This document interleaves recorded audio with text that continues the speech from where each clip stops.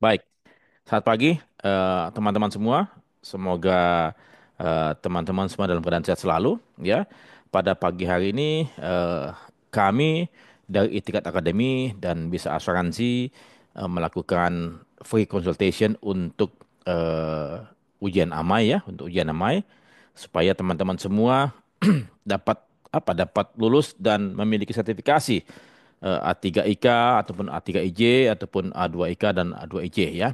Tapi sebelumnya kalian mesti menempuh juga CGI ya, CGI 1, 01 dan 02. Izinkan saya Fedi Pilor. Ya, saya menamakan diri saya semenjak beberapa tahun lalu sebagai guru asuransi dan kemudian saya pun juga alumni Akademi Asuransi Trisakti dan SMA Trisakti. Ya, kemudian saya pun juga sebagai dosen di SMA Trisakti. Ya, saya menulis beberapa buku mengenai keuangan, mengenai motivasi dan asuransi. Ya, dan pada saat usia 50 tahun, ya tepatnya 88 tahun yang lalu, tahun 2017, saya pensiun dini dari perusahaan saya sendiri dan kemudian saya membangun Itikat Academy, sebuah pendidikan lembaga pendidikan pelatihan untuk dapat berbagi lebih banyak kepada industri asuransi Indonesia karena bagaimanapun juga kompetensi dan integritas itu merupakan salah satu hal utama dalam mencapai industri perasuransian yang lebih baik. Oke. Izinkan saya share screen, kemudian nanti minta tolong siapa untuk Aisyah co-host untuk admit ya teman-teman yang nanti hadir ya. Oke. Izinkan saya untuk share screen.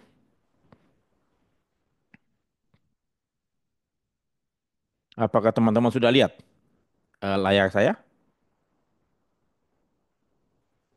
Sudah melihatkah teman-teman? Sudah, Pak. Sudah baik, Pak Made. Terima kasih atas konfirmasinya. Oke, saya coba slideshow ya. Oke, ini dua lembaga yang saya mau coba sampaikan. Itikat Akademi adalah lembaga pelatihan dan pendidikan ya untuk mengkhususkan diri dalam bidang perasuransian dan manajemen risiko. Karena asuransi dan manajemen risiko tidak bisa lepas. Itu satu hal yang berhubungan satu sama lain ya. Sementara bisa asuransi adalah suatu platform pembelajaran online atau kita pakai learning management system yang bisa diakses dari mana saja, kapan saja, ya, sehingga memudahkan perusahaan-perusahaan asuransi yang khususnya memiliki cabang di berbagai kota lebih mudah, ya, lebih ekonomis, ya, karena itu bisa diakses dan lebih lebih bersahabat, ya, karena kami membuat pembelajaran yang eh, dalam bentuk video yang singkat-singkat ya satu modul untuk prinsip of insurance itu dia punya video tuh ada sekitar 10 sampai 20 video, tapi satu video tersebut kami kemas tidak lama, sekitar 5 menit sampai 10 menit ya.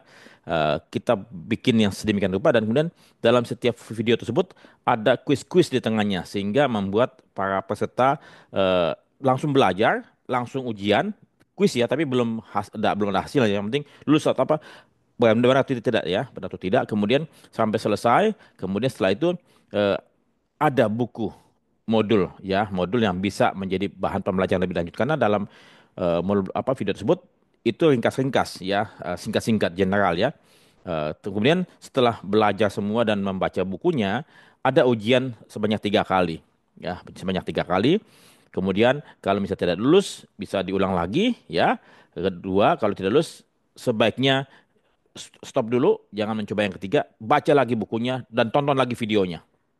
Karena soal tersebut berputar tersebut ya, dan diharapkan pada percobaan ketiga bisa lulus dan sertifikat kelulusan tersebut setelah itu bisa langsung di-download ya. Jadi jauh lebih mudah. Baik, kita mulai ya. Nah, singkat cerita, kita akan mulai pada pukul tadi yang 9 ya. Mengapa? Mengapa kita perlu mengambil sertifikasi, perlu mengasah kompetensi terus-menerus ya dari waktu ke waktu. Mengapa? Karena kalau kita tidak berubah, kita tidak meningkat, tidak tidak mendapatkan kompetensi yang lebih, teman-teman kita ya di tempat kerja yang sama ataupun di luar itu mereka berubah, mereka meningkat menjadi lebih baik dan lebih kompeten. Kalau kita tidak berubah, kita tidak meningkatkan kompetensi dari waktu ke waktu, kita akan tertinggal, ya. kita akan tertinggal dan kemudian apa? Perusahaan tidak akan memberi kesempatan pada kita, ya. Kemudian akhirnya apa? Kita merasa putus asa, ya. Merasa putus asa dan kemudian akhirnya apa? Kita tidak bahagia, ya. Penghasilan kita pun juga mungkin pas-pasan, promosi tidak diberikan, ya, diberikan kepada teman-teman kita yang memang mereka jauh lebih lebih kompeten, punya sertifikasi, ya. Seperti kalian ketahui bersama bahwa setiap cabang kantor perusahaan asuransi itu minimum mesti punya A3IK, ya, A3IK, ya. Dan kemudian di kantor pusat minimum punya satu A2IK, ya. Nah, ini yang katakanlah menjadi suatu compulsory, menjadi suatu kewajiban, menjadi suatu persyaratan. Bila katakanlah perusahaan tidak punya, ya apalagi 2 3 tahun terakhir ini, OJK mensyaratkan bahwa tenaga ahli tersebut harus ada di kantor cabang tersebut. Tidak boleh cuma namanya doang dipakai, ya. Kadang-kadang dulu banyak sekali teman-teman saya dia punya sertifikat sertifikat A3IK namanya dipinjam, ya kan, katanya dia tinggal di mana kemudian dipakai di kota lain. Nah, itu dulu, sekarang tidak bisa lagi. OJK akan melakukan penyisiran, melakukan pemeriksaan apakah orang tersebut bekerja di kantor cabang tersebut atau tidak, atau cuma pegang punya nama doang. Itu akan mendapatkan apa? SP. Ya, dan ini tuh kebutuhan perusahaan. Kebutuhan Anda, kebutuhan saya, Anda dan kalian semua, kita mesti punya. Kenapa? Tadi masa depan kita sangat bergantung kepada kompetensi dan sertifikasi. Ya, kalau tidak, kita akan tertinggal dan tentu penghasilan kita pun akan terbatas. Ya. Nah, oleh sebab itu, mengapa saya mau coba ceritakan kepada teman-teman semua, ini ada merupakan suatu insight ya buat Anda semua. Karena sampai saat ini pun juga dalam usia yang 58 tahun, saya masih terus belajar membuat suatu model, membuat buku dan segala macam ya.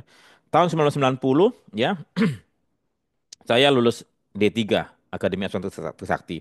Saya sebetulnya bukan 90, mesti 89, cuman ada waktu itu dia punya apa wisudanya ditunda sampai nunggu sampai cukup banyak. Jadi saya masuk di 86, 86 ya, 86. Kemudian saya lulus D3 di 90 ya. Kemudian tahun 90 saya mulai ikut kursus-kursus ya. Saya kerja di 1987, saya mulai kerja. Dan kemudian tahun 94 saya mengajar di LPAI. Mungkin teman-teman tahu, Lembaga Pendidikan Asuransi Indonesia. Ya, di bawah Yayasan Asuransi Indonesia miliknya Dewan Asuransi Indonesia. Ya, saya mulai mengajar di sana karena saya suka mengajar. Makanya saya punya passion mengajar. Oleh sebab itu saya pensiun dini dari saya punya perusahaannya. Mengapa saya mulai ikut kursus-kursus? Karena apa yang saya dapatkan di kampus itu tentu hal yang basic, hal yang textbook. Tapi saya kursus, saya mendapatkan pengetahuan pembelajaran dari praktisi langsung. Jadi dia punya pengalaman dan pengetahuan dia tentu jauh lebih berbeda dengan apa yang saya dapatkan dari kampus. Jadi itu saya terima lebih banyak. Jadi itu semacam apa? Semacam makanan, ya, asupan gizi dalam pikiran saya. Ya, kemudian tahun 96 saya ketemu dengan beberapa sahabat saya yang mulai mengambil A3IK. Ya, saya sebutkan saja Fajar Astoto, Kurniawan Dwi Atmojo, sama Rimna Sehari Sembiring ya. Ya, itu teman-teman saya yang memberikan semangat satu sama lain untuk menempuh A3IK. Ya, kemudian tahun 1997, setahun kemudian saya mendapatkan sertifikasi A3IK. Ya, kemudian sesingkat ya pada waktu itu A3IK masih sangat dihargai ya. Kalau tidak salah lulusannya pada waktu itu dapat suatu penambahan gaji, ya, penambahan gaji setiap bulan ini kalau tidak salah 500.000 pada waktu tahun itu, ya, 500.000 ya. Dan kemudian dapat promosi yang lebih cepat ya. Nah, kemudian 1997 sampai tahun 2002 saya mengambil beberapa subjek A2IK ya.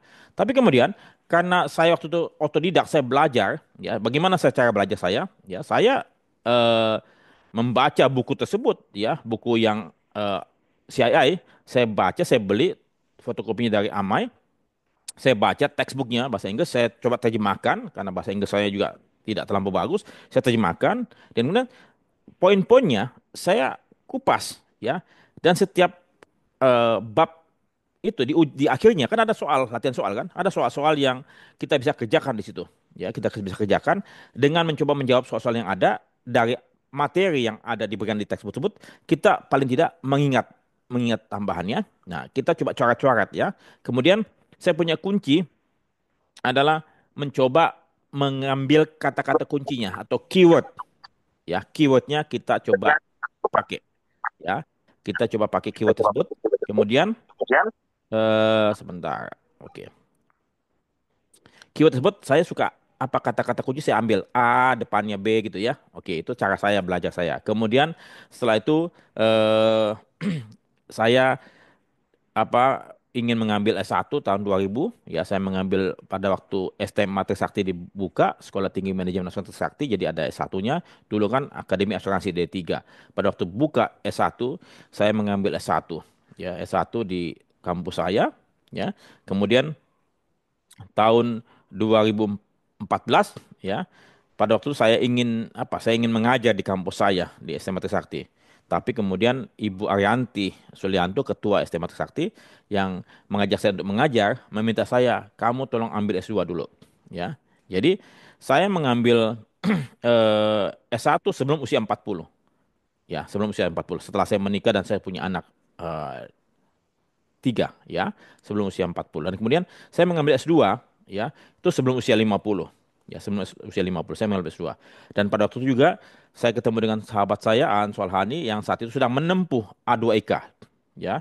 Dan saya karena saya sibuk sebagai direktur utama di sebuah perusahaan pialang yang saya bangun ya, saya tidak memiliki waktu untuk belajar. Akhirnya saya minta tutorial di sebuah lembaga ya, tutorial. Saya ngikutin tutorial dari subjek yang belum saya lulus. Ada sekitar 3 atau 4 subjek ya, 3 atau 4 subjek yang saya belum lulus A2IK. Saya ikut tutorial. Saya membayar kalau tidak salah waktu itu 1,75 juta atau 2 juta ya di sebuah lembaga selama 1 2 bulan sebelum ujian.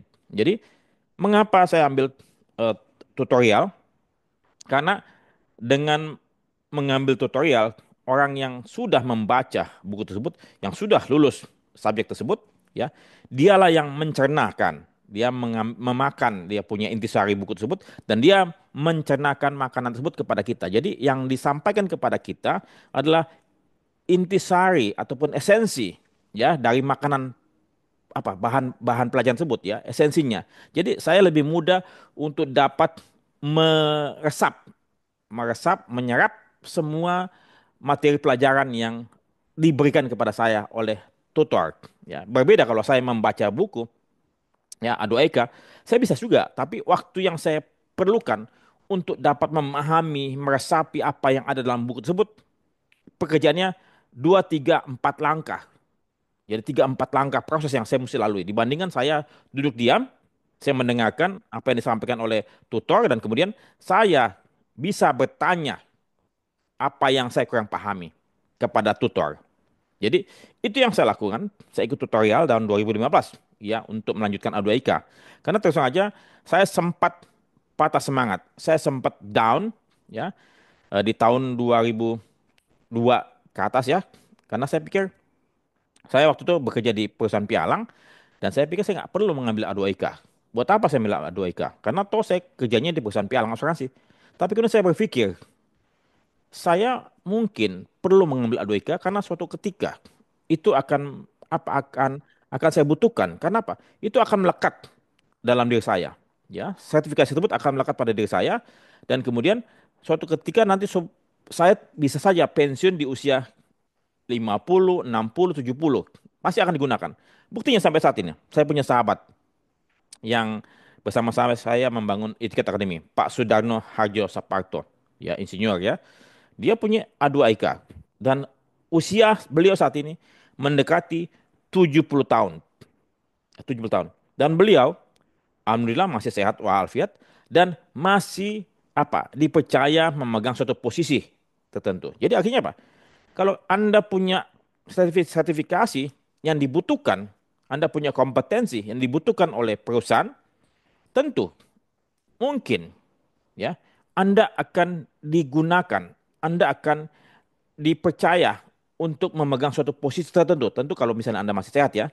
Ya. Jadi dalam usia 70 tahun Pak Sudarno masih bekerja. Kalau saya karena memang saya ingin pensiun dini, saya ingin mengajar ya. Saya masih dipercaya memegang 2 posisi sebagai komisaris. Ya, yang satu komisaris utama ya perusahaan saya sendiri itu nggak masuk itu hitungan deh ya. Tapi saya tetap kompeten ya karena saya mempertahankan di depan OJK karena tentu sebagai komisaris kita mesti kompeten ya. Dan untuk menunjukkan bahwa kita kompeten, apa? Punya sertifikasi, ya, di depan OJK. Ya, itu komisaris utama di perusahaan saya sendiri dan kemudian komisaris independen di sebuah perusahaan asuransi jiwa. Ya, sementara saya mengajar di STM Trisakti, ya, karena saya punya A2IK dan punya S2, ya. Dan kemudian saya menulis buku dan saya membangun Itikat Akademi karena sertifikasi tersebut Anda mungkin butuhkan sampai Anda usia tertentu, sampai sekarang Anda sepanjang Anda masih sehat, Anda pasti dibutuhkan, ya. Jadi sebelum usia 50 saya mendapatkan S2 dan saya mendapatkan A2IK. Ya, memang pegel, memang capek, ya. Kita capek, belajar itu capek, ya. Tapi percayalah, lelah Anda, capek Anda untuk mengejar sertifikasi supaya Anda kompeten itu akan terbayar dengan penghasilan Anda, dengan Anda punya masa kerja, dan tentu Anda akan lebih bahagia dibandingkan Anda tidak kompeten dan tidak punya sertifikasi. Ya, itu perjalanan saya hingga saat ini. Saya masih aktif dan saya memang suka aktif dan saya mau berbagi pada semua orang. Maka oleh sebab itu saya tetap belajar, ya. Dan salah satunya adalah tadi membaca buku. Ya, oke. Mengapa perlu sertifikasi? Karena sertifikasi itu adalah merupakan pengakuan dari pemerintah, OJK, dari industri, ya. Itu pengakuan bahwa Anda kompeten, ya. Memang kompetensi memang itu awalnya. Dan untuk menunjukkan kompetensi maka perlu sertifikasi. Jangan dibalik, ya. Jadi Anda mesti kompeten dulu baru punya sertifikat. Karena saat ini banyak sekali orang yang punya sertifikat tapi tidak kompeten. Ya, itu dulu, ya. Jadi Anda mesti kompeten terlebih dahulu dan punya sertifikat, ya. Tapi kemudian di atas kompetensi dan sertifikasi, yang paling penting apa? Integritas. Karena bila mana Anda punya kompetensi dan punya sertifikasi dan kita tidak punya integritas, maka selesai kita punya masa kerja. Reputasi kita hancur. Ya, maka di industri perasuransian itu dindingnya sangat tipis sekali. Oleh sebab itu, integritas, reputasi, nama baik perlu dijaga supaya kita masih bisa dipercaya hingga kita tua nanti. Mungkin bekerja sampai 70 tahun, mungkin sampai 75 tahun karena ada beberapa teman-teman sahabat saya masih bekerja hingga saat ini di usia 80 tahun. Ada, ya. Oke.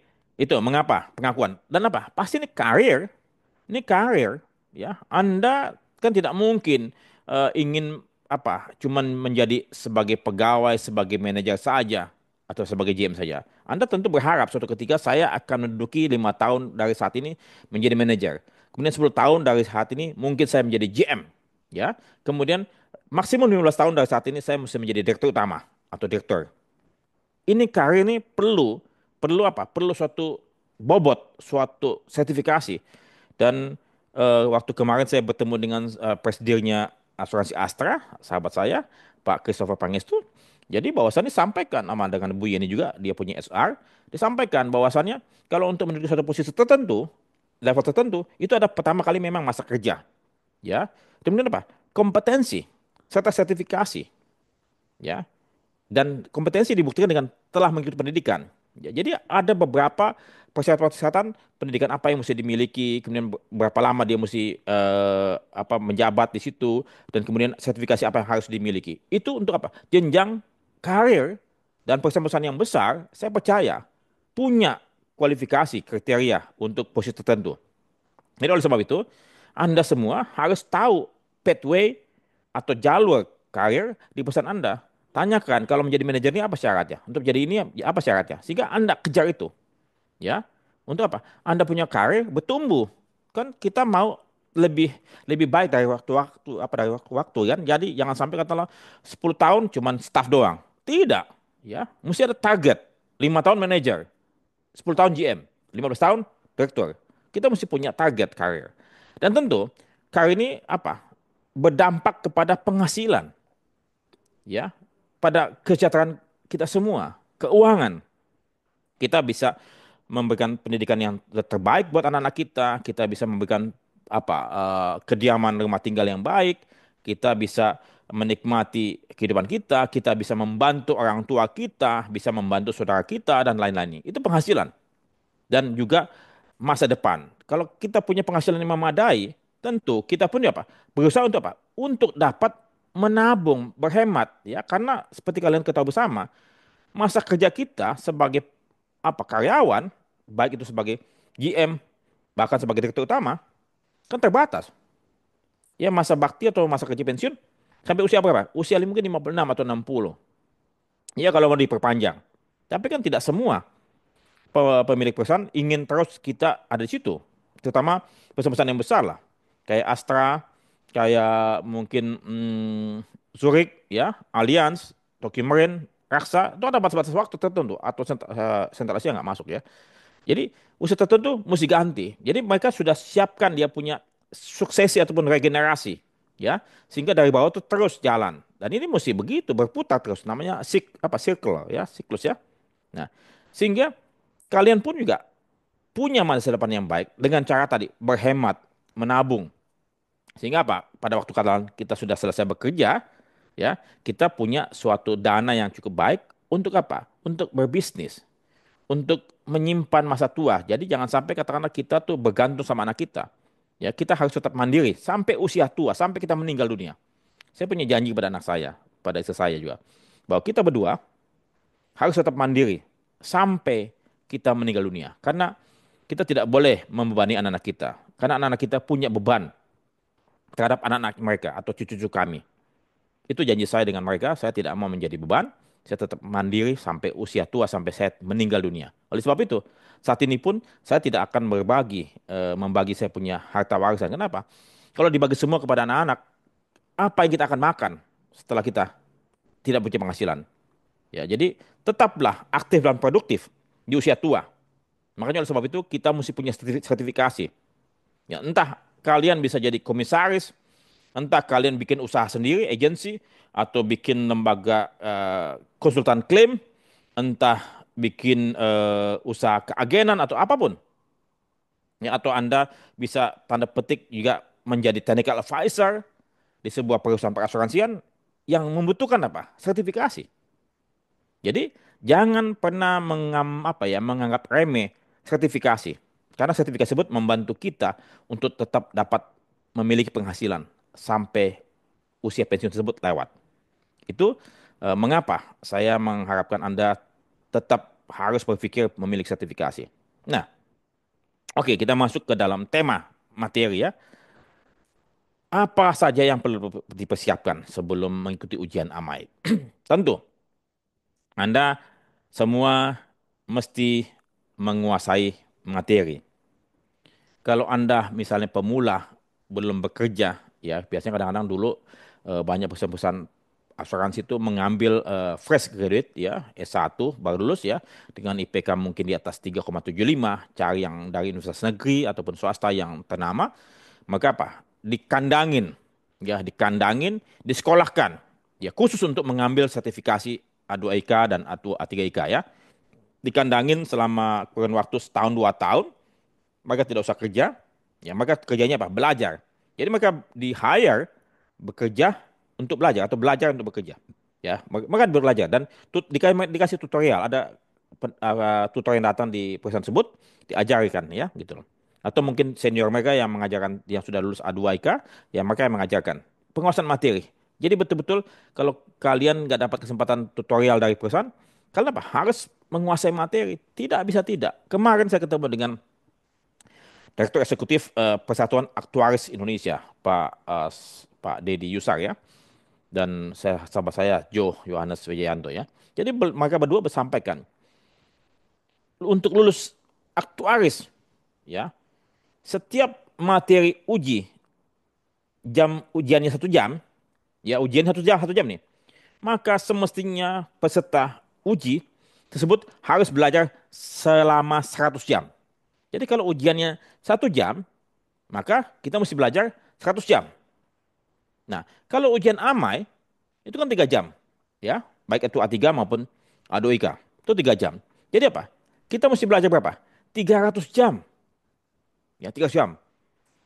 Kalau katakanlah misalnya kita apa rata-ratakan kita belajar sehari misalnya katakanlah 2 jam, 2 jam ya sehari itu. Berarti apa? Kita mesti ada 150 hari. Ya, Anda tinggal bagi aja. 3 jam ujian amai, ya berarti apa? Kita mesti belajar 300 jam. Itu baru proper. Kalau enggak, mungkin kita tidak akan lulus. Ya, jadi siapkah kita belajar untuk menguasai materi? Jangan untung-untungan. Ya, jangan untung-untungan. Kenapa? Pada waktu saya belajar untung-untungan, ya, yang ada saya kecewa. Ya, dan materi amai kan banyak banget Pak, benar banyak banget. Ya, apalagi kemarin-kemarin dalam bahasa Inggris. Kemarin saya ikut uji apa ikut sosialisasi AMAI bahwa ujian nanti ke depan itu akan memakai textbook yang dibuat oleh AMAI dalam bahasa Indonesia. Ya, mereka sedang apa persiapkan, ya, sedang persiapkan tersebut dan kita semua akan dapat apa akan mendapatkan buku bisa membeli buku tersebut ya. Kalau tidak salah dalam bentuk e-book ya. Dalam bentuk e-book ya. Ya hard copy-nya saya nggak tahu mereka akan cetak apa enggak. Tapi saya dengar katanya supaya ini paperless ya apa kemudian dia bilang save the earth ya, kemudian green zone ya mungkin akan paperless. Jadi kita mesti menguasai materi. Nah, kemudian pelatihan soal ya dan kemudian juga sebelum ujian tubuh dan fit dan pikiran tenang. Oke, saya coba lanjutkan. Bagaimana menguasai materi? Pertama apa? Mencari bahan pelajaran. Ya, saya ingat pada waktu saya mengambil A3IK tahun 96, ya, saya itu membeli fotokopi bukunya yang diujikan satu buku itu, ya. Kemudian apa? Saya mencari teman yang ikut tutor. Ya, saya sampai dengan Mas Afandi Arif tuh dulu sahabat saya di Allianz, ya. Dulu beliau direktur utama di Takaful Keluarga. Kami berdua sama-sama mengejar teman-teman yang waktu itu diberikan fasilitas oleh kantornya ikut tutor di Puncak. Kami datang ke sana, ya. Kami datang ke sana untuk meminjam fotokopi, ya. Kami pinjam, kami fotokopi di Puncak, habis kami balikin lagi materinya. Itu yang kami pelajari. Itu caranya kita mendapatkan mencari bahan dan mendapatkan bahan, ya. Mau tidak mau, ya, kita ujian ama ini bukan gambling. Tadi saya sampaikan 1 jam ujian itu 100 jam kita mesti belajar. Jadi apa? Cari dulu bahan pelajaran yang lengkap, buku dan referensi pendukung. Ya, awalnya pasti tentunya apa? Kita mesti hubungi apa? Amai. Ya, tanya ke Amai. Saya mau ikut ujian subjek 1, 2, 3. Ya. Buku apa yang saya mesti miliki? Ujiannya dari mana? Kan mesti tanya dong. Ya kan nggak mungkin kita mau ikut ujian nggak tahu apa yang diujikan dan dari mana materi tersebut kita bisa pelajari. Ya, hubungi Amai atau hubungi rekan kerja yang staf pihak lain yang sudah apa menjalani ujian tersebut. Jangan jangan malu untuk minta tolong. Ya, jangan minta tolong karena kita bagaimanapun juga kita mesti perlu pertolongan orang lain, sahabat kita, ya. Dan kami juga bisa membantu. Anda bisa hubungi bisa asuransi ataupun Itik Akademi. Kami bisa bantu juga, ya. Setelah Anda kumpulkan materi semua, ya, Anda baca dari halaman depan sampai halaman terakhir di belakang. Baca. Ngerti nggak ngerti, baca dulu. Ya, nggak usah perlu apa langsung memahami ataupun apalagi menghafal. Baca saja dulu. Mungkin banyak hal-hal yang mungkin Anda tidak pahami. Karena apa? Anda sendiri yang mau belajar. Anda mencoba untuk mengunyah makanan pelajaran ini.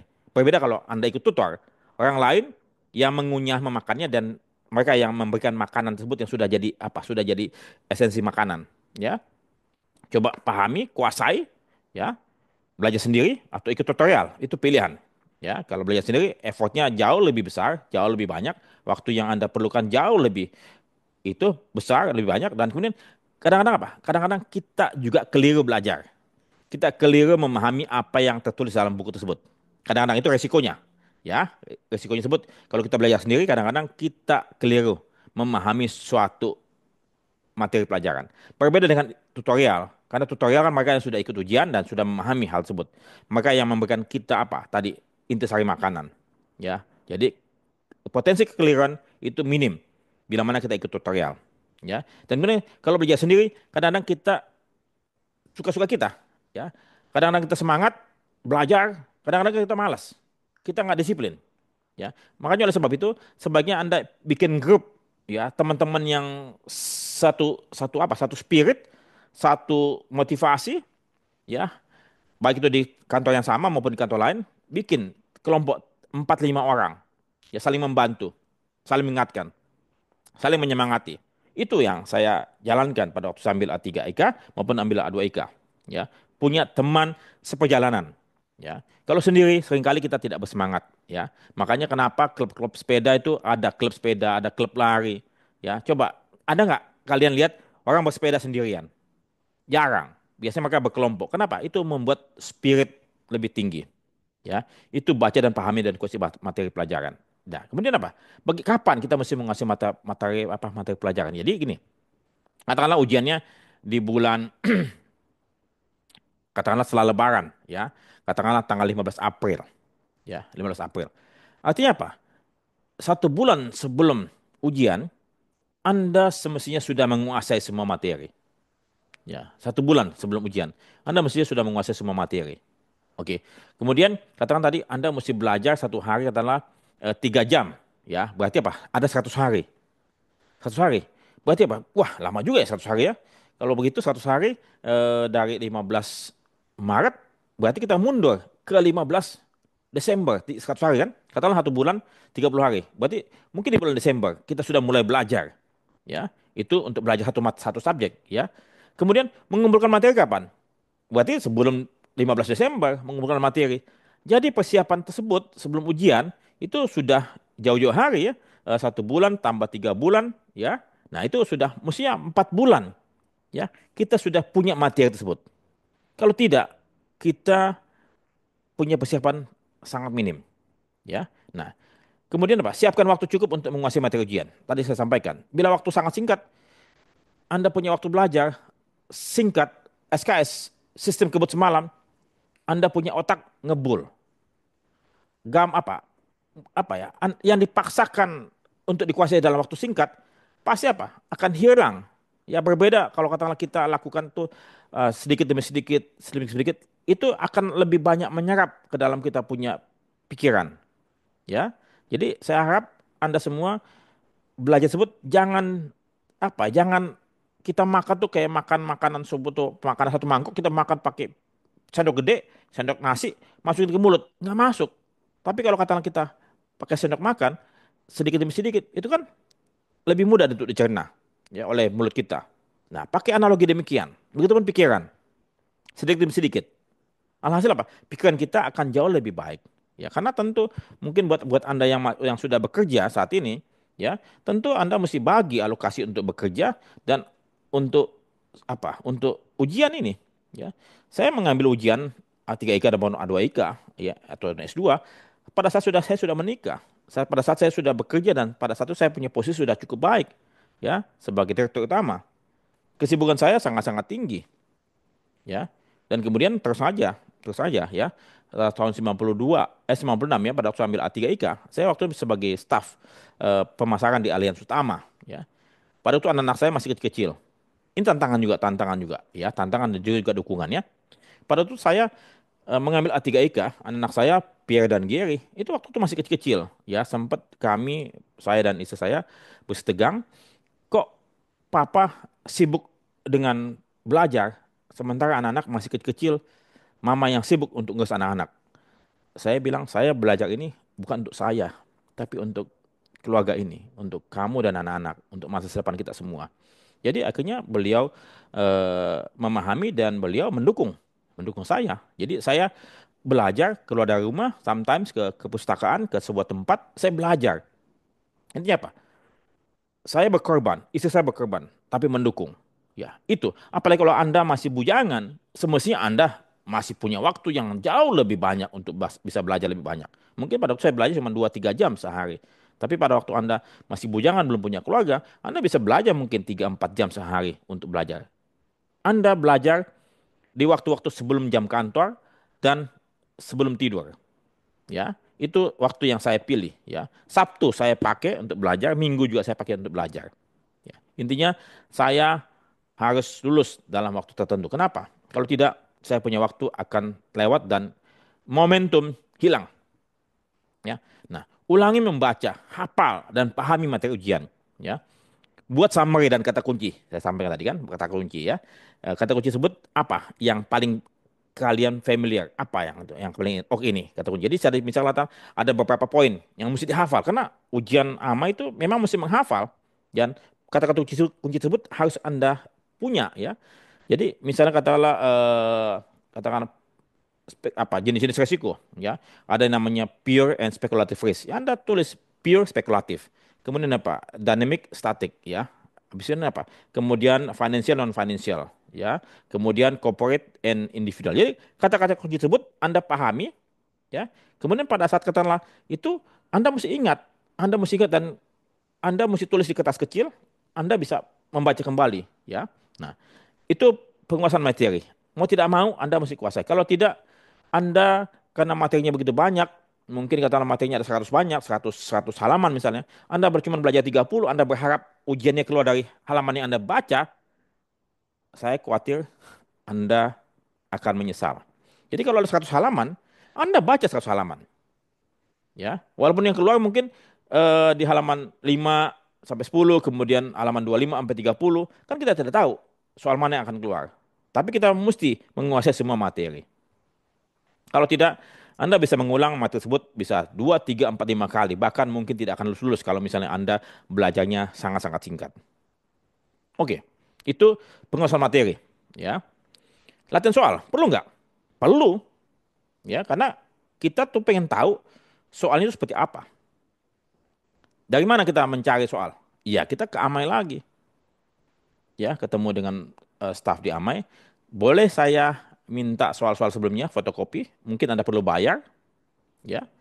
Kemudian ada juga lembaga-lembaga yang mengumpulkan soal-soal Amai dan mereka jual, ya. Tapi dengan jawabannya, itu bisa Anda dapatkan juga, ya. Kalau tidak salah satu soal tersebut harganya berapa ya? Kumpulan tersebut mungkin 150 atau 200 ribu, ya. Itu investasi, ya investasi. Atau teman-teman Anda yang sudah ujian, Anda bisa mintakan. Jadi Anda tinggal ikuti saja apa yang mereka jalan duluan, Anda tinggal ikuti. Oh dia jalan duluan udah bisa lulus, Anda bisa tanya sama dia. Ya, nah setidaknya 3 tahun terakhir. Jadi kalau kata misalnya Anda mau ujian tahun 2025 ini, Anda mesti punya soal paling tidak tahun 24, tahun 23 dan tahun 22.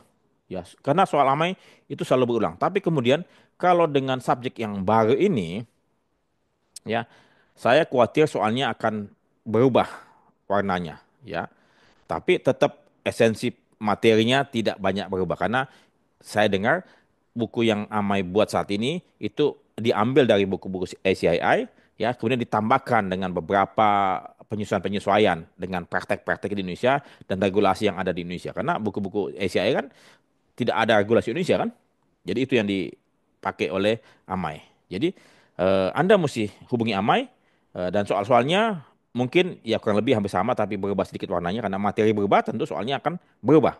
Ya, Anda mesti rajin. Atau mungkin kalau misalnya Anda tidak mau ambil resiko, ya mungkin Anda tunggu aja sampai ujian AMA ini yang materi baru tersebut 2, 3 kali terjadi dan tahun depan baru Anda ikut ujian AMAI. Itu bisa saja terjadi. Ya bisa saja Anda lakukan dengan strategi tersebut. Tapi kalau Anda saat ini tanda petik ya dipaksa untuk ikut ujian AMAI tahun ini karena sudah keterdesakan kebutuhan di cabang dan di perusahaan Anda, bisa saja Anda lakukan ujian AMAI tahun ini dengan harapan ya masih mudah soalnya.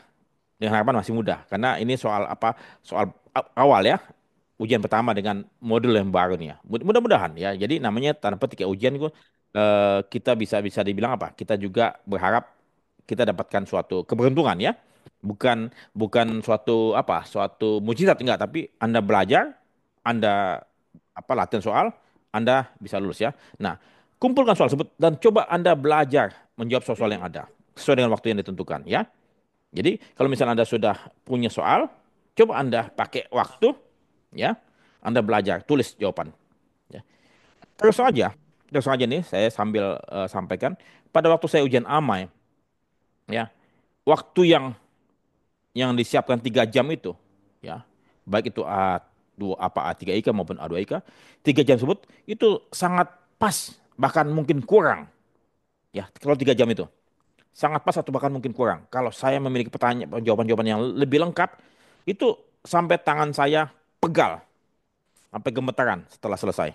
Ya, jadi kalau ada yang ujian selesai 1 jam 2 jam, saya khawatir jawaban yang diberikan tidak ataupun kurang komprehensif. Ya, jadi Amai sudah memperkirakan 3 jam tersebut pas waktunya. Ya, itu yang pengalaman saya pada waktu mengikuti A3 dan A2 IK ya. Nah, kemudian coba belajar ya. Bila ada alami kesulitan, silakan baca materi pelajaran. Jadi mungkin pada waktu Anda latihan soal, ternyata susah. Coba cari di materi. Seringkali ada di materi, Anda tinggal kembangkan. Ya. Jangan jangan berusaha untuk menjawab keluar dari materi tersebut ya. Nah, kalau ternyata soal yang diberikan tidak ada dalam materi. Artinya apa? Anda cari referensi lain. Ya. Anda cari lain, referensi lain. Jadi seringkali pertanyaan tersebut tidak ada dalam materi. Makanya Anda mesti cari referensi lain. Ya, tadi makanya cari materi dan referensi lain kan. Nah, kemudian apa lagi? Jadi bila alamat kesulitan silakan baca materi dan jawab pertanyaan dengan lengkap sehingga tidak ada lagi informasi yang belum disampaikan. Jadi begini contohnya ya. Contoh ya. Misalnya katakanlah saya kasih pulpen ya. Ini contoh pulpen ya. Ya. Kalau kata misalnya ada pertanyaan, tolong jelaskan apa pulpen ini? Ya. Eh, kita menjawab dengan begini. Pulpen ini adalah alat tulis yang digunakan untuk belajar ataupun bekerja ya dan bisa digunakan untuk menulis catatan ataupun untuk tanda tangan ya. Pulpen ini warnanya ungu ya, mereknya tertentu kata XYZ ya. Kemudian dia punya ininya dia punya tinta tuh 0,6 atau 0,5 ya. Cocok untuk tanda tangan kalau 0,7 ya. Kemudian pulpen ini bahannya dari plastik ya, kemudian ada ya logam, bentuknya panjang memanjang dan kemudian pulpen ini ada isi ulangnya. Ya, bisa dibeli di toko buku. Harganya pulpen ini adalah sebesar sekian. Kalau isinya harganya sebesar sekian, ya. Pulpen ini isinya bisa bertahan sampai katakanlah 500 buku ya misalnya di bila tertulis ya. Dan kemudian dibuat oleh pabrikan. Pabriknya ada di Jakarta ya. Dan kemudian disebutnya apa? Jadi tidak ada lagi pertanyaan dari pulpen ini. Semuanya sudah dijelaskan ya. Jadi anak kecil yang baca tulisan Anda, jawaban Anda, sudah lengkap, ya, gitu loh, ya. Jadi gitu. Atau mungkin Anda bisa sampaikan lagi, cara penyimpanan pulpen ini yang paling bagus di mana, ya? Apakah terbalik atau bagaimana? Itu Anda tambahkan sehingga ada satu pertanyaan yang Anda jawab secara lengkap, komprehensif, sehingga tidak ada lagi pertanyaan ataupun informasi yang belum disampaikan. Itu, ya. Kemudian setelah seluruh pelajaran Anda jawab dengan sempurna, silakan Anda pelajari dan hafalkan. Jadi setelah latihan soal, Anda sudah pelajari, Anda apa latihan, Anda coba hafalkan. Jadi mau tidak mau memang kita mesti hafal soal-soal yang katakanlah kita pelajari, ya. Apalagi kalau katakanlah misalnya kita bukan bidang kita, kita di bagian katakan kita di bagian pemasaran, ya. Kemudian kita belajar hal teknis, ya mau tidak mau anda yang beruntung yang katakanlah di bagian klaim ataupun di bagian underwriting ataupun bagian reasuransi di mana kalian eh, sudah paham beberapa terminologi, terutama terminologi ya suatu kata statement ya, itu kata kunci ya. Katakanlah apa itu underwriting, apa itu klaim, apa itu moral hazard. Itu kata kunci yang mesti kalian pahami dengan baik karena itu terminologi yang dalam bahasa Inggrisnya ada dan kalian mesti terjemahkan dalam bahasa Indonesia yang lebih mudah dipahami ya. Jadi kalian coba pelajari dan hafalkan seluruh jawaban yang ada, ya. Kemudian, nah ini yang ketiga adalah siapkan diri sebelum ujian. Jadi pada waktu saya ujian A3 IK ataupun A2 IK, ya, saya biasanya 1 hari atau 2 hari, bahkan 1 minggu sebelumnya, saya biasanya apa? Survei terlebih dahulu tempat di mana saya ujian, ya. Kemudian setelah itu di mana saya bisa makan ataupun isi perut sebelum saya ujian, ya. Karena saya tidak mau kita lemas, tidak bisa berpikir dengan baik karena perut kosong dan akhirnya kita gemetaran, keringat dingin karena energi kita nggak ada karena pikiran memerlukan energi yang lebih banyak dibandingkan kita cuman ngobrol biasa. Tapi kalau pikir itu mesti banyak energi. Jadi saya survei dulu lebih dahulu dan oh jalannya dari sini ke sini sini. Sehingga apa? Saya menghindari kemacetan di jalan, ya. Saya menghindari terlambat sampai ke tempat tujuan, ya. Dan kemudian saya bisa bersiap diri lebih awal untuk dapat siap mengikuti ujian. Jadi kemudian, ya, oke ada chat sebentar ya. Izin bertanya Pak, bagaimana kiat kita menjawab soal apabila kita belum sempat mempelajari materi yang ternyata keluar di soal ujian? Hahaha, ya tidak ada kiatnya ya. Kita nggak bisa, kita nggak tahu materinya, jangan coba menjawab pertanyaan yang Anda tidak pahami. Jangan, jangan ya. Ya, Anda yang menjawab pertanyaan yang tidak Anda pahami, Anda mengarang, sebaiknya tinggalkan. Ya, tinggalkan. Nggak ada jalan keluar. Ya, nggak ada tipsnya ya. Jadi Anda lepaskan saja soal tersebut ya, lepaskan. Saya akan coba sampaikan bagaimana cara cara menjawab pertanyaan tadi nanti ya. Terima kasih Mas Aji ya. Oke. Jadi Anda mesti fit pada saat ujian ya. Anda mesti fit ya. Anda mesti pikiran tenang ya. Bilang sama bos Anda, ya Anda mesti izin pada hari H ya. Dan kemudian 1 2 hari sebelum ujian, Anda jangan sampai Anda tugas keluar kota ataupun melakukan pekerjaan berat ya, yang sehingga Anda punya energi habis ya. Anda bisa survei segala macam ya. Tubuh fit, pikiran tenang itu kunci ya. Kemudian ID ujian, kartu ujian Anda mesti siapkan sebelum 1 hari atau 2 hari sebelum ujian ya. Siapkan satu meja, satu tempat dalam satu tas ya. Peralatan tulis menulis ya, pulpen, pensil ataupun penghapus ataupun mungkin tip X pada waktu itu ya Anda mesti miliki. Jangan mencoba meminjam. Kenapa? Karena kalau Anda meminjam artinya apa? Anda mengganggu orang lain. Ya, Anda mesti pinjam, nggak enak. Itu buat sudah apa? Sudah kehabisan waktu, ya. Kemudian Anda sarapan cukup. Ya, sarapan cukup. Jangan terlalu banyak makan. Kalau terlalu banyak takutnya Anda sakit perut, malah Anda buang waktu nanti, ya. Hadir 1 jam sebelum ujian, di tempat ujian. Jadi Anda, kalau kata misalnya ujiannya jam 9, ya, saya biasanya berangkat dari rumah jam 5. Jam 5 pada waktu saya ujian di Kalibata itu, ya saya ingat, ya. Saya berangkat dari rumah jam 5, kemudian saya mampir di Sevel ataupun di mana, saya makan dulu, makan roti, minum buah vita atau apapun, ya yang buat saya apa cukup, ya. Kemudian saya hadir di tempat ujian, saya parkir, jadi parkir pun juga masih leluasa.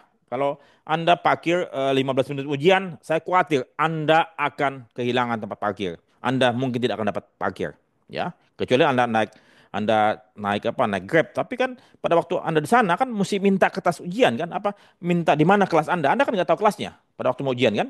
Di mana tempat ujiannya? Tempat ujian tahu gedung ini, tapi di mana kelasnya? Anda kan perlu tahu. Kalau Anda pas-pasan, saya khawatir Anda akan nervous, akan cemas, akan apa? Percuma. Makanya oleh sebab itu Anda mesti betul-betul siap. Jadi 1 jam sebelum ujian minimum. Ya kalau saya biasanya lebih dari itu. Biasanya 2 jam atau 2,5 jam sebelum ujian. Karena saya parkir lebih leluasa, masih sepi. Ya kemudian apa? Saya bisa tanya petugas di Amai, Pak, saya kartunya ini ambil A3, saya ujian di mana? Kelas mana? Oke, Bapak kelasnya di sini. Udah tahu, tapi Bapak ambil itunya nanti, Pak ya. Oke, tunggu. Berarti Anda sudah tahu kelasnya di mana? Oh, di meja sini. Oh, sudah tahu. Berarti kita jangan jauh-jauh dari situ. Paling enggak ya bisa dalam pandangan mata. Kenapa? Karena pada waktu kadang kita sudah dibuka untuk mengambil kelas, ya, itu biasanya ngantri kan. Nah, jadi siapkan waktu lebih banyak sebelum ujian di tempat ujian. Anda mungkin mau ke kamar kecil, mau ke kamar besar dan segala macam, itu Anda lakukan sebelum setengah jam atau 1 jam sebelum jam ujian, ya. Itu yang saya lakukan ya sebelum ujian. Nah, satu ujian, ya satu ujian nih, ya. Ini ada nggak? Oke, oh, sebentar. Oke. Nah, satu ujian nih. Pada saat katakanlah kita sudah masuk ke kelas ujian ya. Anda sudah siap dengan perlengkapan alat tulis di meja, ya, nama ujian. Mungkin kalau misalnya masih apa boleh minum aqua, Anda bawa aqua, pakai tumbler, ya sebaiknya pakai tumbler, jangan beli botolan itu aqua. Kenapa? Sebaiknya untuk menghindari ini plastik ya. Anda go green juga kan? Anda pakai tumbler yang kecil mungkin kalau misalnya cukupkan selama 3 jam, ya karena kita perlu apa? Mungkin ruangan dingin, ya Anda siapkan juga jaket kalau perlu, ya jangan sampai Anda konsentrasi hilang karena Anda menggigil ya. Kalau panas Anda tinggal buka jaketnya, tapi kalau dingin Anda bisa pakai jaket Anda ya.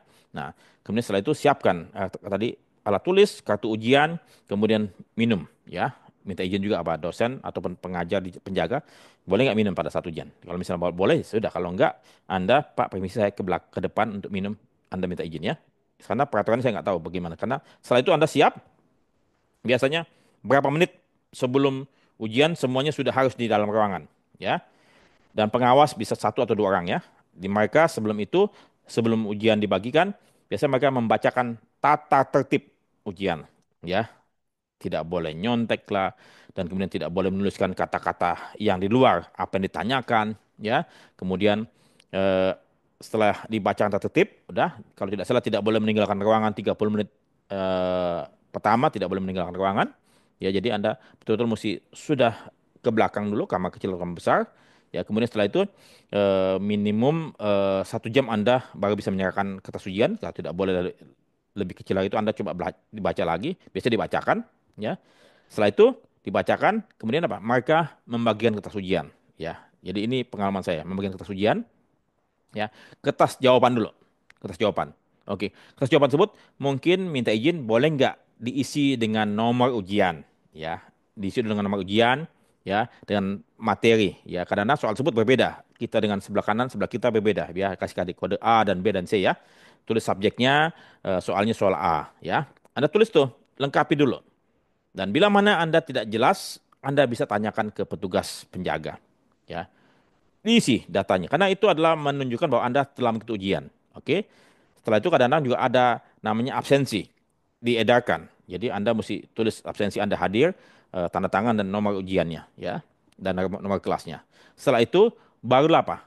Soalnya dibagikan atau Anda bisa baca. Mungkin tadi soalnya sudah dibagi tapi Anda belum bisa baca. Ya, Anda tinggal isi di atasnya. Nah, setelah itu Anda bisa pada waktunya jam 9, barulah Anda boleh membalik soal ujian. Pastikan soal yang Anda terima, Anda tuliskan dia punya kodenya, ya. Jangan sampai Anda tulis kode salah, akan jawaban tersebut pasti akan salah semua, ya. Dan kanan kiri berbeda-beda soal ujiannya, ya. Nah, jangan mencoba menjawab dulu, ya. Tetapi apa? Saya bilang pertama kali baca seluruh soal. Baca seluruh soal dari halaman depan sampai nomor terakhir di halaman belakang. Baca dulu seluruh soal, ya. Nah, sambil membaca tersebut, membaca cepat, ya. Kan kita punya otak masih fresh tuh, ya. Kan ada kata-kata kunci yang kalian mesti hafalkan dari setiap soal. Pada waktu kalian menjelajah menjawab soal tersebut, kalian tahu jawaban tersebut di nomor tersebut, ya. Kalian tuliskan kata-kata kunci tersebut, ya, di soal, ya. Kata-kata kunci tersebut tuliskan aja supaya Anda tidak perlu mencari lagi, loading lagi di kepala kalian. Ya, tulis kata-kata kunci. Terus lagi kata kunci, ya. Jadi kalian coba mengeluarkan kata-kata kunci pada waktu kalian membaca cepat semua soal, itu sudah membantu Anda, ya. Jangan mencoba menjawab satu soal dengan detail dulu. Jangan. Kalau Anda mencoba menjawab secara detail, maka kata-kata kunci yang tadi Anda sudah hafal itu akan tersimpan di dalam file pikiran Anda. Dan Anda mesti cari lagi, loading lagi kan. Nah, ini yang saya maksudkan adalah baca seluruh soal dan kemudian apa? Eh, tulis kata kunci pada lembar jawaban yang Anda ketahui, ya. Tapi jangan jawab detail dulu, ya. Dan kemudian bila mana ada pertanyaan yang tidak paham, ya, jadi itu kan baca seluruh soal. Bila ada pertanyaan yang dapat dijawab, tulis kata kunci pada lembar soal tersebut, kata kunci. Nah, kemudian saya itu, dan bila mana ada apa, ada pertanyaan yang mungkin Anda kurang pahami atau ternyata mungkin ada sedikit kekeliruan apa, kesalahan ketik atau gimana, Anda bisa tanyakan petugas jaga. Pak, nomor ini kelihatannya salah, betul nggak? Nanti petugas jaga akan catat, ya. Nanti dia akan tanyakan kepada di kantor ama, ya. Ya, Anda tinggalkan dulu, ya. Itu yang pertama, ya. Baca seluruh soal, kemudian jawab kata kunci yang dijawab dari soal yang Anda pahami itu. Kemudian kedua, jawab pertanyaan yang paling mudah terlebih dahulu, ya. Paling mudah terlebih dahulu. Nah, kemudian dari katakan misalnya nomor satu, ya. Jawabannya segini doang nih, ya, segini doang. Ini sangat minim, ya. Satu soal tuh biasanya 2 halaman. Satu soal tuh biasanya 2 halaman, ya, 2 halaman, ya, halaman depan sama halaman belakang itu satu soal biasanya, ya. Kemudian tolong beri ruang 1 halaman itu untuk menjawab ke soal berikutnya lagi. Jadi Anda tolong kasih ruang, ya, dari nomor 1 ke nomor 2 itu kasih 1 halaman kosong, ya. Ataupun misalnya kan kalian boleh menjawab dari soal nomor berapa saja. Misal nomor 5 ya, Anda tulis nomor 5 ya. Pada waktu udah selesai, udah habis semua ya, Anda kasih ruang satu halaman sebelum ke nomor berikutnya yang Anda mau jawab. Kenapa? Karena ruangan tersebut mungkin Anda akan tambahkan dengan apa daya ingat Anda, pengetahuan Anda, pengalaman Anda untuk melengkapi jawaban yang Anda telah berikan. Kalau tidak, nanti kan akan di sebelah mana Anda mesti jawab kan? Jadi Anda mesti kasih ruang di situ supaya nomor limanya tetap nyambung, ya. Kalau enggak nanti kalau misalnya nomor lima dengan nomor enam berdekatan, Anda mau tambahkan satu paragraf ataupun dua paragraf ya, di mana? Kan nggak mungkin Anda tulis kecil-kecil ya. Jadi Anda mesti tulis dalam apa kalimat yang mudah dibaca dan jelas. Ya, jadi tolong beri ruang beberapa baris sebelum menjawab soalan ini. Soal paling bagus satu halaman. Ya. Kemudian jawab seluruh soal yang diminta. Kalau kata misalnya Anda pilih jawaban 6 dari 8 atau dari 10, ya. Anda pilih jawaban yang apa? Soal yang paling Anda yakini, Anda kuasai. Kalau Anda diminta 6, Anda jawab 8,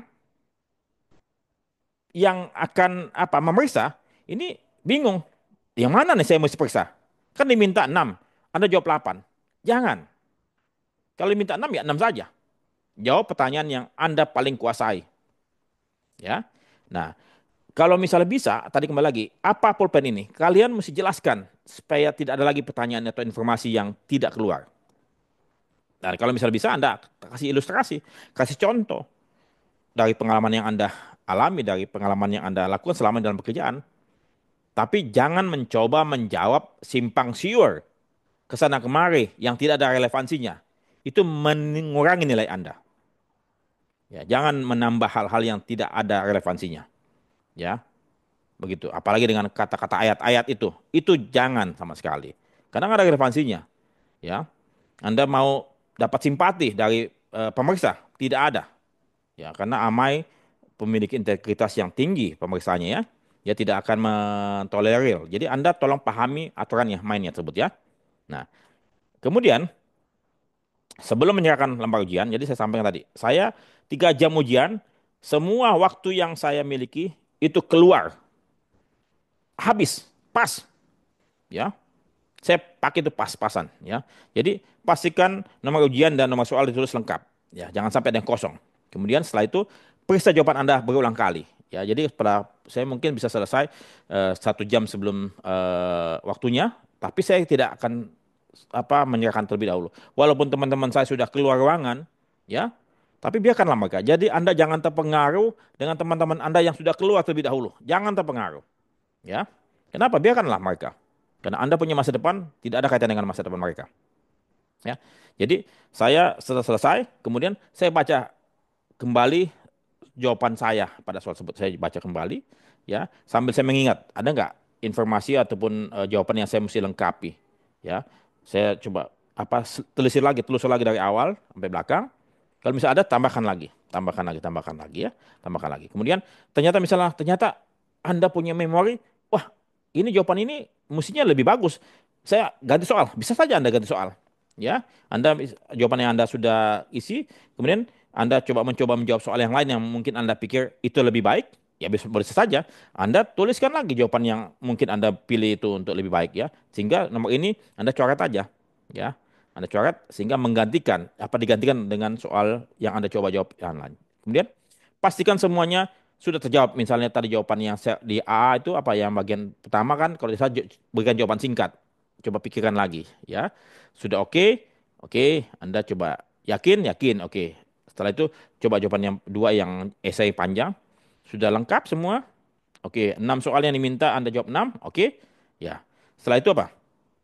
Anda sekali lagi. Tadi sekali lagi berarti Anda mesti paling nggak 2 kali. 2 kali memeriksa sebelum Anda menyerahkan kepada pengawas ujian ya. Nah, setelah itu selesai, oke. eh, Anda bisa siapkan diri ya. Kemudian lihat kanan kiri. Setelah itu apa? Anda bisa apa? Anda bisa serahkan dan kalau misalnya boleh Anda serahkan lembar jawaban tersebut Anda misalnya mestinya paling nggak di 30 menit ya sebelum selesai ujian ya. Saya kebanyakan selama ini rata-rata 2,5 jam sampai dengan 3 jam.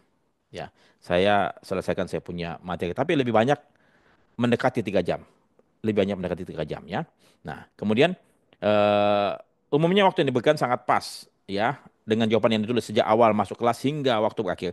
Artinya bila waktu disediakan 3 jam dan Anda mampu menyelesaikan dalam waktu 2 jam, berarti jawaban yang diberikan Anda belum lengkap. Itu saya poin kuncinya ya. Jadi apa? Anda masih punya waktu untuk menyelesaikan, menambahkan. Dan Anda mesti punya ruang tadi antara jawaban satu dan jawaban berikutnya supaya Anda bisa melengkapi ya. Karena kadang-kadang kita punya pikiran, kita kan nggak bisa kendalikan nih. Beda dengan apa kita punya komputer kan laptop, kita bisa mencari dengan kata kunci kan. Tapi kita coba kata kuncinya misal apa? Ujian amai. Kita nggak bisa di sini loading kan?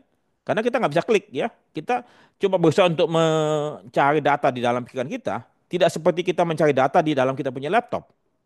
Ya, itu berbeda. Ya, beda sekali ya. Nah, demikian saya punya presentasi mengenai cara ujian amai sukses. Kemudian bila mana Anda semua punya pertanyaan, nanti materi ini saya akan coba bagikan dan rekaman film ini video ini kan saya rekam ya. Saya akan sampaikan di playlist saya ujian amai tadi di YouTube channel saya Guru Asuransi. Jadi Anda bisa nanti saya akan berikan materinya kepada Anda ya soft copy dari PPT ini dan Anda bisa nonton rekaman video ini di YouTube channel Guru Asuransi. Silakan bagi teman-teman yang ingin bertanya. Monggo, silakan. Kita di kelas ada berapa orang nih saat ini? 11 ya. Oke, ada pertanyaan nih. Oke, selamat pagi Pak. Untuk bentar. Untuk ini sebentar ya, saya coba pindahin, saya coba gedein dulu. Sebagai untuk A3IK pada subjek 108, 1098, saya belum ada gambaran mau milih yang mana. Mohon tipsnya subjek mana yang sebaiknya diambil. Oke, dari Pak Imade Yuda Pratama. Ya, jadi begini. Kita coba lihat ya, subjek 104 itu apa. Kita mesti kenali dulu. 105 itu apa, 106 itu apa. Kita mesti kenali dulu subjek-subjeknya. Ya. Nah, kemudian kita lihat dulu materi tersebut tersedia banyak. Lebih banyak mana? 104 lebih banyak mana yang tersedia dibandingkan subjek yang lain. Kita coba pertama kali adalah subjek yang tersedia banyak ya di teman-teman kita dan semacam atau kita coba cek lagi mana yang kita lebih kuasai ya. Mana yang kita lebih kuasai.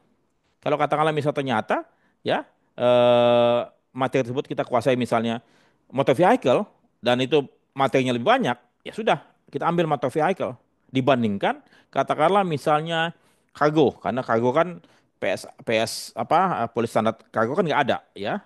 Kalau kebakaran nama kendaraan kan PS Aki dan PSKB kan ada dia punya itu kan. Nah, jadi pertama kali lah ketersediaan data, materi, bahan itu loh. Nomor dua adalah kita punya penguasaan. Ya, penguasaan kita apa? Kalau katakanlah memang kita lebih menguasai subjek 104, walaupun misalnya materinya sedikit, nggak apa-apa. Karena kita lebih menguasai. Jadi itu yang katakanlah preferensi tersebut yang katakanlah bisa menjadi pegangan buat teman-teman untuk memilih subjek itu. Ya, tapi tentunya kalian sudah punya gambaran dari A3IK saat ini nggak tahu berapa. Pak Imade, Pak Imade, Pak Imade. Ya, ya Pak. Oke. Saat ini A3IK berapa subjek? 5 atau 6? Oh, ini yang lulus ya. Ya, ya berapa minimum untuk lulus A3IK? Oh, 6 subjek 6 total subjek ya? dari total 8. Oke, berarti 6 dari 8. Oke, terima kasih. Jadi Anda bisa pilih tadi mana yang materinya paling banyak atau bahan paling banyak dan apa yang Anda paling kuasai. Kalau dulu saya di A3IK-nya, saya 7 subjek ya pada waktu tahun 96 ya, karena ini kan berubah peraturannya. Tapi in total kalau tidak salah untuk A3IK pada waktu itu dari 7 subjek saya tambah 5 atau 6 lagi. Sehingga total 13 atau berapa. Jadi aturan main ujian amai kan berbeda-beda. Dulu nggak ada CGI, nggak ada CGI ya, nggak ada CGI. Jadi eh, waktu itu belum ada internet ya, belum ada internet ya, tidak ada materi di internet ya. Dan saya punya sahabat Pak Sudarno Harjo Saparto itu beliau paling rajin mengumpulkan materi ya. Kalau kalian bisa klik saya coba sebentar ya, saya coba share kepada kalian semua ya. Bagaimana kalian bisa mendapatkan ini? Ya, saya coba ini. Bentar, screen. Oke, saya coba share ya. Nah, oke, kalian lihat ya saya punya screen ya. Oke, kalian lihat saya punya screen. Saya mau coba buka ya materinya. Oke, ini ini saya punya itu ya apa YouTube saya ya untuk guru asuransi. Saya mau coba ini cek di mana di sini. Coba saya tambahkan ya. Saya kata kuncinya biasa gini. Google. Oke, saya pakai Google deh. Saya pakai jadi ini. eh Sudarno HS. Nah, ini ya Sudarno Harjo Saparto ya. Ini saya punya sahabat di Etikat Akademi. Beliau rajin untuk buat soal ya. Bentar. Atau soal-soal ini. Kalian mau tulis aja nih. Sudarno Harjo Saparto soal soal amai. Anda ketik klik ya. Nah, ini biasanya sudah ada nih. Ya. Ini ada beberapa ya. Anda tinggal lihat ya. Anda ada yang kalau misalnya Anda mau, saya akan kasih nomor telepon beliau, tapi bisa Anda hubungi kok di mana-mana. Beliau ada di mana-mana ya. Di Apari ada, di Amai ada kok ya. Ini ada yang berbayar. Ini biasanya materi tersebut udah materinya Pak Sudarno dan kemudian apa? Itu dikumpulkan oleh pihak tertentu kemudian apa? Dijual oleh pihak tersebut ya. Padahal dulu Pak Sudarno ngasih ke publik tuh bebas, gratis. Tapi Anda mesti perhatikan kembali bahwasannya bisa saja materi tersebut sudah absolut ya, artinya sudah usang ya. Jadi Anda mesti kembali lagi apa? Mencari materi tersebut terbaru di Amai ya. Itu saya punya pandangan ya, saya punya pikiran. Oke, silakan. Masih ada pertanyaan nggak dari teman-teman? Ini udah jam 10 ya. Oke, silakan. Dua pertanyaan lagi kalau misalnya masih ada. Silakan.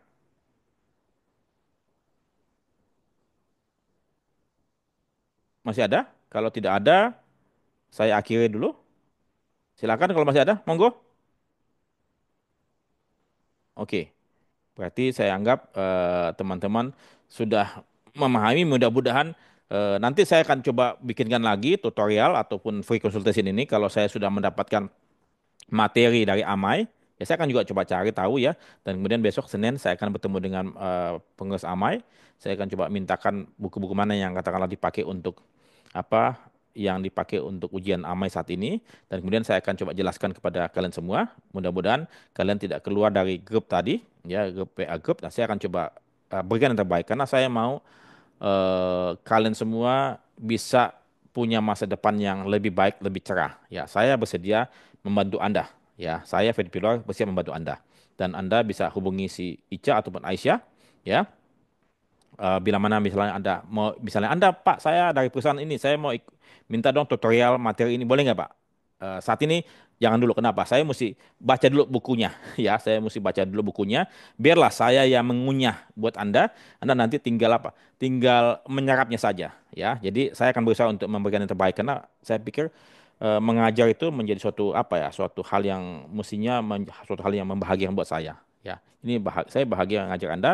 Kenapa? Kalau saya lihat Anda sukses dan menjadi orang yang lebih hebat, ya dari saat ini, saya pun ikut bahagia. Begitu sementara dari saya teman-teman. Ya, semoga kita semua sehat. Ya, terima kasih banyak dari teman-teman yang sudah ikut hadir ini.